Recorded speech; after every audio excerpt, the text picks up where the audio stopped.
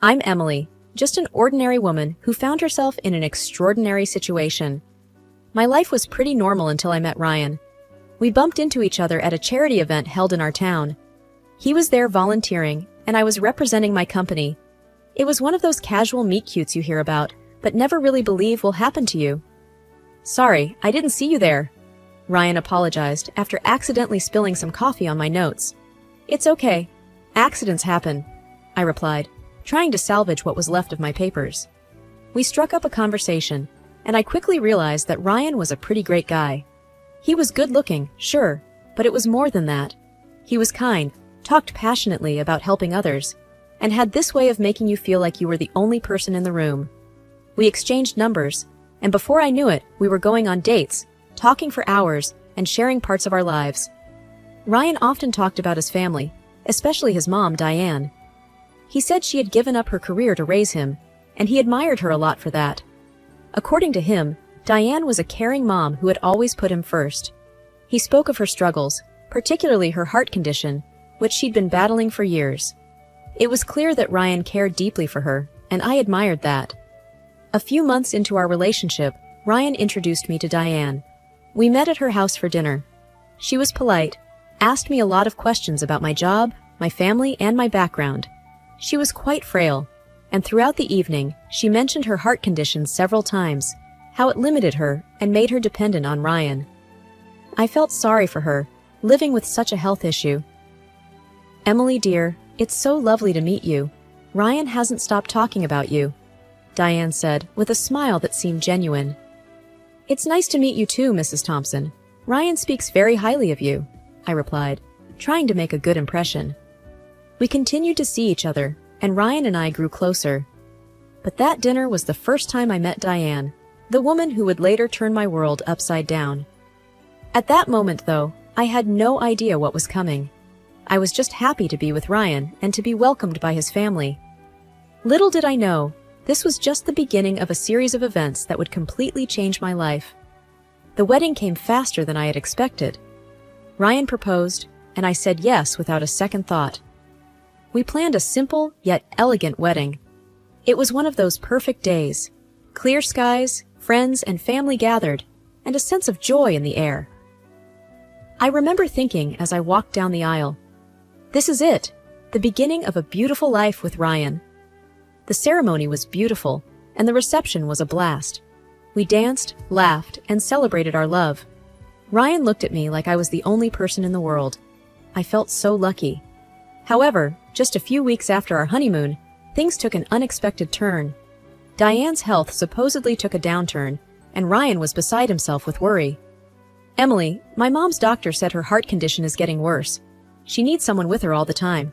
I don't know what to do, Ryan told me one evening, looking genuinely distressed. We'll figure it out, Ryan. Maybe we can get a nurse to help her? I suggested, trying to find a solution. Ryan sighed. She refuses. She says she doesn't want a stranger taking care of her. She feels comfortable only with me. I could see the weight of the situation on Ryan's shoulders. After a lengthy discussion, we decided that Diane would move in with us temporarily. I thought, how bad could it be? It was his mother, after all. I wanted to be supportive. But soon, I began to notice changes around our home. It started with small things. Diane would move a vase to a different spot or rearrange the living room furniture. Emily, dear, I hope you don't mind. I moved some things around in the living room, just trying to make the space a bit more comfortable for me, Diane said one day, her tone polite yet firm. Oh, it's okay, I guess, I replied, trying to hide my surprise. It was her home too now, so I didn't want to make a big deal out of it. But as days turned into weeks, these small changes became more frequent. Our house started to feel less like our home and more like Diane's. She had an opinion on everything, from the way I cooked to how we should spend our weekends. It felt like she was slowly taking control, and I didn't know how to handle it. Ryan, don't you think your mom is overstepping a bit? She's changing everything around the house. I finally brought it up one night. Emily, she's just trying to make herself comfortable. It's not easy for her, you know, with her condition and all, Ryan said, sounding a bit defensive. I didn't want to push it further. Ryan was clearly torn between us, and I didn't want to add to his stress. But I couldn't shake the feeling that Diane's presence was slowly overshadowing our marriage. What started as a beautiful journey together was now turning into something I hadn't signed up for. Days turned into weeks, and weeks into months.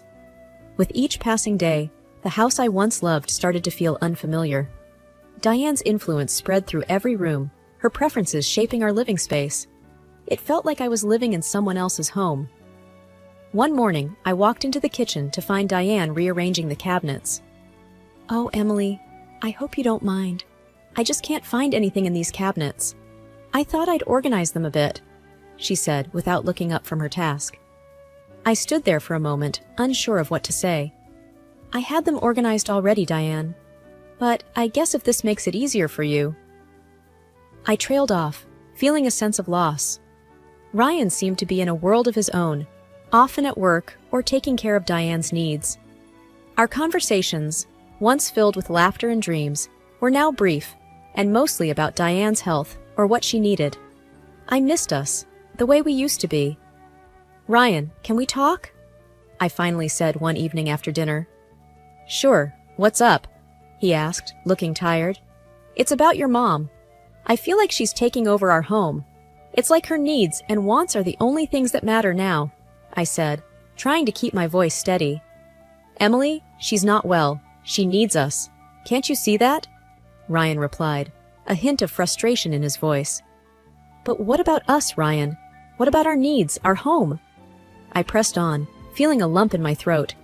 "Look, I know it's not ideal, but she's my mom. I can't turn my back on her now," he said, looking away. The conversation ended there, but the distance between us grew.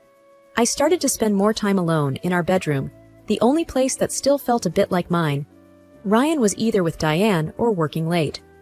The laughter and love that once filled our home were replaced by a heavy silence, punctuated only by Diane's constant requests and suggestions.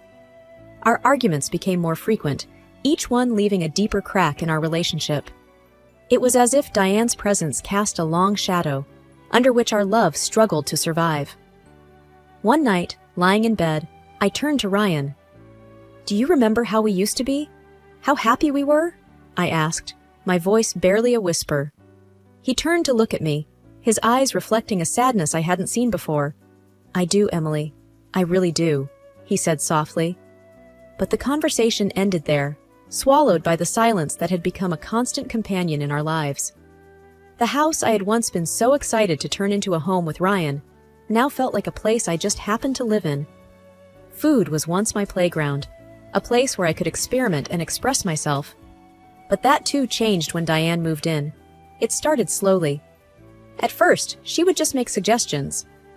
"Emily, maybe you should try less salt. It's not good for the heart, you know," Diane would say, hovering around the kitchen while I cooked. I didn't mind adjusting a recipe here and there, especially considering her health condition. But soon, her suggestions became more like commands. One evening, I was excited to try a new recipe I had found. It was a bit spicy, but nothing too intense. I thought it would be a nice change from our usual meals. "Diane, I thought we could try this new recipe tonight," I said, showing her the recipe. No, my heart can't handle anything spicy. Let's stick to what I know," she dismissed quickly, clutching her chest as if the mere thought of spicy food caused her discomfort. "But it's not that spicy. I think you might like it," I tried to persuade her. "Emily, I know what's best for my condition. Let's not take any risks," she said, her tone final. So I set the new recipe aside and cooked what Diane preferred. This became the norm. Our meals revolved around her dietary restrictions and preferences. Trying new recipes or flavors became a thing of the past. It wasn't just about the food. It was about losing yet another piece of myself, another aspect of my life that I no longer had control over. Cooking had always been my way of unwinding, of bringing joy to our home. Now, it felt like just another chore, another area where Diane held the reins. One day, I mentioned this to Ryan. "I miss cooking the way I used to. I miss experimenting with flavors," I said, hoping he'd understand. "Emily, we need to be considerate of Mom's health. She can't have certain things." "You know that," he replied, not meeting my eyes. "I understand, but it feels like I can't even enjoy cooking anymore. It's always what your mom wants or needs," I said, a hint of frustration in my voice. "Can't you just let this go? For me? It's not like we're asking you to do anything major. It's just food, he said, sounding tired. I didn't say anything more. I didn't want to argue. But inside, I felt a growing sense of loss and frustration. It was as if with each passing day, another piece of my identity was being eroded away, leaving me feeling trapped and voiceless. Things took a turn for the worse one morning. I was getting ready to do some grocery shopping when I realized my bank card was missing. I always kept it in my wallet in the same slot, but it wasn't there. Panic surged through me. I turned the house upside down looking for it, but to no avail. "Diane, have you seen my bank card? It's missing," I asked, trying to keep the panic out of my voice. "Oh dear, no, I haven't seen it. Are you sure you didn't misplace it?" Diane replied, her face the picture of concern. I was sure I hadn't misplaced it. But what else could I say? I decided to let it go for the moment and use some cash I had stashed away for the shopping. A few days later, the bank sent a statement. I usually didn't bother with them, but this time I decided to have a look. Maybe there was a clue about my missing card. My heart dropped as I went through the list of expenses. There were several charges that I couldn't account for, things I knew I hadn't bought. I felt a cold knot forming in my stomach. There was only one person who could have taken the card, but I needed to be sure. "Diane, I need to talk to you," I said, holding up the bank statement. "What's wrong, Emily?" she asked, her eyes wide with what seemed like genuine concern. "My bank card is missing, and there are expenses here that I didn't make. Do you know anything about this?" I asked, trying to keep my voice steady. "Oh, Emily, I took it. I needed medication, and I didn't want to bother you or Ryan. My heart, you know." Diane burst into tears, clutching her chest. I was in shock. I didn't know what to believe. Part of me wanted to believe her, to give her the benefit of the doubt. But another part, a growing part, was filled with doubt. I decided to tell Ryan about it. "Ryan, my bank card is missing. There are charges on it that I didn't make, and I think your mom took it," I said, bracing myself. "Emily, are you sure? That doesn't sound like Mom," Ryan said, looking bewildered. I confronted her. She admitted to taking it. She said it was for medication, I explained. Ryan went silent for a moment. "I'll talk to her. But, Emily, if it was for medication, we can't really blame her, can we?" he finally said. I didn't know what to say. The situation felt so surreal. I just nodded and walked away, feeling a mix of frustration, confusion, and a growing sense of isolation. The more I thought about it, the less it made sense. Something was off, and I was determined to find out what it was. I felt like I was living with a stranger, not knowing what to believe anymore. My trust was shaken, and I needed answers. Determined to get to the bottom of things, I decided to follow Diane one day. She had mentioned a doctor's appointment, but something told me that might not be the whole truth. So I grabbed a hat and sunglasses and followed her from a distance. To my surprise, Diane didn't go to a doctor's office. Instead, she entered a fancy restaurant. I felt my heart pounding as I followed her inside. I found a discreet spot where I could observe her without being noticed. I watched as Diane sat down with a group of women. There was no sign of illness or weakness in her demeanor. She was laughing, chatting animatedly, and seemed to be in excellent spirits. My heart sank as I realized that her doctor's appointment was a lie. I strained to listen to their conversation. What I heard made my blood boil. "You wouldn't believe how easy it is to control them," Diane was saying. "A little cough here, a little chest pain there, and they're putty in my hands." The women laughed, and one of them asked, "Aren't you worried they'll find out?" Diane waved her hand dismissively. "No, they're too naive, especially Emily. She believes every word I say." Hearing my name made my stomach turn. I felt a mix of anger and disbelief. I pulled out my phone and started recording their conversation. I needed evidence. I needed Ryan to see the truth. After what felt like an eternity, Diane finally left the restaurant. I followed her back home, feeling a storm of emotions inside me. I was shaking, not just from anger, but from the sense of betrayal. That evening, I confronted Diane. "Diane, I need to see documents confirming your illness," I said, trying to keep my voice steady. Diane's face paled, and she stuttered. What do you mean? My illness is none of your business." Ryan walked in, and his face showed concern. "What's going on here?" he asked. "Diane has been lying to us." "I have proof," I said, my voice firm. I played the recording from the restaurant. Diane's words filled the room, exposing her deceit. Ryan's face went from confusion to shock, then to disbelief. Diane's facade crumbled. Tears filled her eyes. I did it to keep control. To keep Ryan close, she sobbed. The room was filled with a heavy silence. The truth was out, naked and ugly. Diane's mask had fallen, revealing the manipulation and lies underneath. Ryan looked at his mother, his eyes filled with hurt and betrayal. I stood there, feeling a strange mix of relief and sadness. Relief that the truth was out, but sadness for the pain it caused. Our lives were about to change, and I knew things would never be the same again.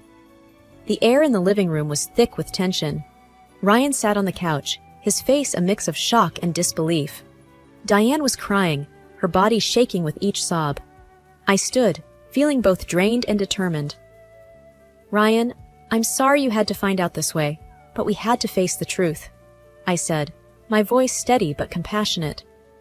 Ryan looked up, his eyes red. I just can't believe it. Mom, how could you?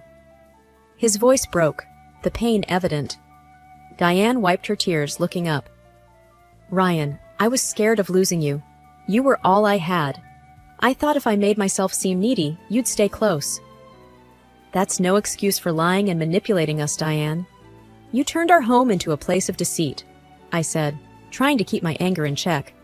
Ryan turned to me. Emily, I don't know what to say. I was blind to it all. It's not your fault, Ryan. She's your mother. You trusted her, I said, reaching out to touch his hand. Diane tried to speak. Emily, please. I didn't mean any harm. I pulled my hand away, feeling a surge of resolve. No, Diane. You crossed a line. You can't just play with people's lives and expect to be forgiven because you say you're sorry. It doesn't work that way. Ryan nodded, looking at his mother. Mom, you need to leave. This can't continue. You need to get help, but you can't stay here. Diane looked shocked.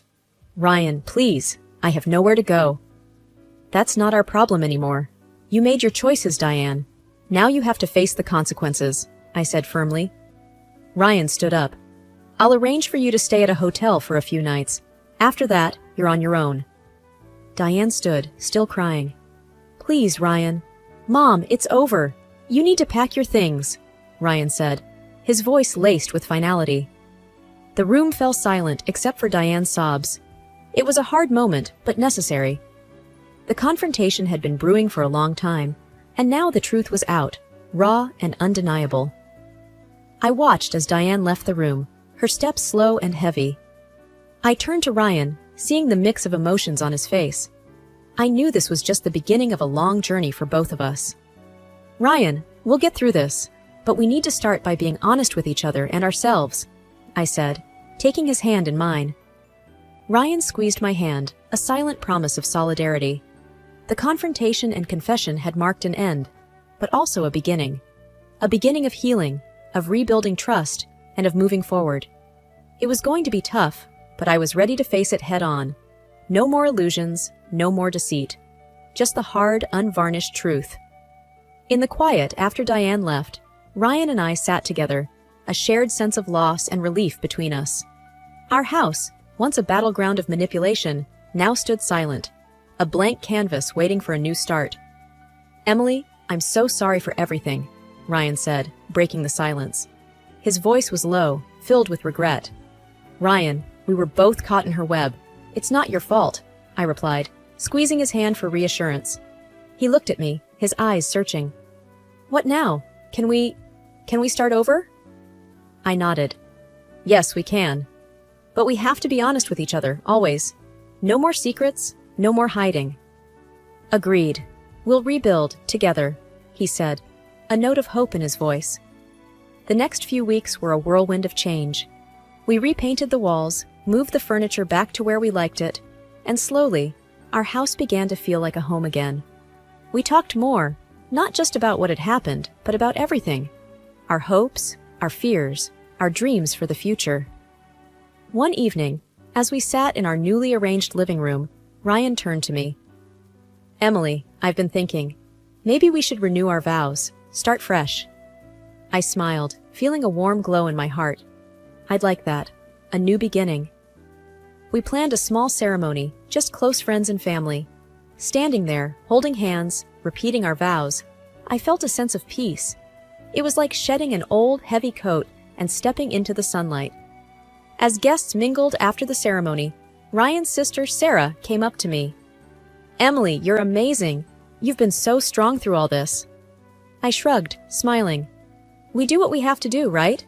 Sarah nodded. "Yeah, but not everyone would have handled it as well as you did." I looked around, at the smiling faces, the sense of community and love. Sometimes, the hardest parts of life teach us the most important lessons. Ryan joined us, wrapping an arm around my shoulder. Like the lesson that some things are worth fighting for. "Yes," I agreed. "And the lesson that truth, even when it's hard, is always better than living in a lie." We stood there, a little family united by trials and love. The intrusion of illusions had ended, and in its place was something real, something strong. In the end, this wasn't just a story of deception and manipulation. It was a story of awakening, of finding strength in adversity, and of the incredible power of truth. It was our story, and it was just beginning.